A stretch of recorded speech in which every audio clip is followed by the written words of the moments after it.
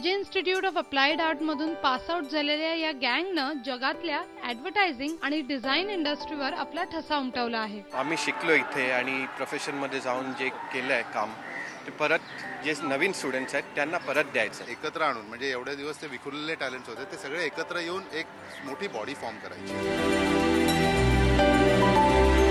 आणि म्हणूनच निर्माण झालं जान. जे अप्लाइड आर्ट ॲल्युमिनाय नेटवर्क असा त्याचा फुल फॉर्म आहे. म्हणजे जे उपयोजित कला महाविद्यालय यांची माजी विद्यार्थ्यांची ती संघटना आहे. इंटरनेटद्वारे जगभरातल्या जे पासआउट्सना जोडत जान अनेक वर्कशॉप्समधून शिक्षकांना प्रशिक्षण देण्याचं काम करेल. ते म्हणालेत की आम्हाला या आमच्या विद्यार्थ्यांकडनं कॉम्प्युटरबद्दलच्या काही अजून काही ॲडव्हान्स गोष्टी असतील तर शिकायला आवडतील. हा जो भाग आहे ना हा मला वाटतं जेचा सगळ्यात महत्त्वाचा भाग आहे की ही जी हे जे नातेसंबंध आहेत म्हणजे अगदी मुलाबापासारखे आहेत आणि चांगल्या बापासारखे आहेत. म्हणजे त्यांना पुढे असा बाप आहे की चपलेत पाय गेल्यानंतर त्याला असं वाटतं की नाही आपण मुलाकडून शिकायला पाहिजे.